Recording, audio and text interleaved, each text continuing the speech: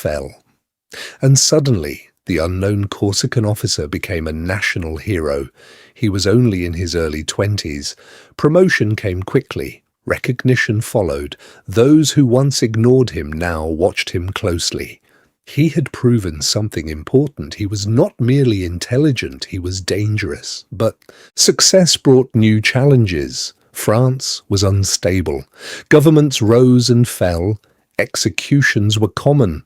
Today's hero could become tomorrow's traitor. Napoleon learned to navigate politics as carefully as he navigated battlefields.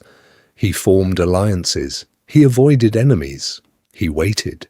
Inside him burned a relentless hunger, not just for victory but for greatness. He did not want to be a general among many. He wanted to shape history itself. In quiet moments, he imagined vast armies moving at his command. He imagined nations rising and falling because of his decisions. He imagined a world that spoke his name with awe. The boy from Corsica had been mocked for being small. He would make the world feel smaller than himself.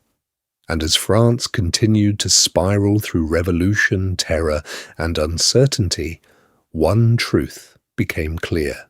The nation needed strong leadership. It needed order. It needed someone bold enough to seize control of destiny. Napoleon was watching, waiting, preparing, because deep inside he already knew something others did not yet realize. He was not destined to serve history. He was destined to rule. His name was Napoleon Bonaparte. Corsica, his birthplace, was not a land of peace. It had been sold to France just before Napoleon was born in 1769. The people of the island hated foreign rule. They dreamed of independence, of pride, of identity. Napoleon grew up listening to stories of resistance and honor, of warriors who refused to bow. Those stories would shape him forever. His family was not rich. They were minor nobles, respected but far from powerful. His father struggled to keep the family afloat. His mother, Letizia, was strong, disciplined, and strict. She taught her children endurance. She taught them to survive. Napoleon learned early that life was a battlefield. He was different from other children, quiet, serious, intense. While others played, Napoleon observed, he watched people. He studied them. He learned how power moved between them like an invisible current. At the age of 9, he left Corsica for mainland France. It was a journey that would change everything. France was wealthier, more advanced, more refined.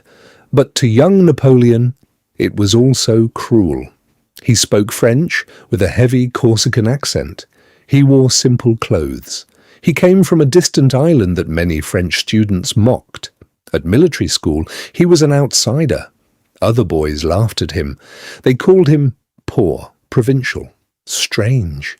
Napoleon did not forget their laughter. Instead of breaking him, it hardened him. He withdrew into himself and into his studies.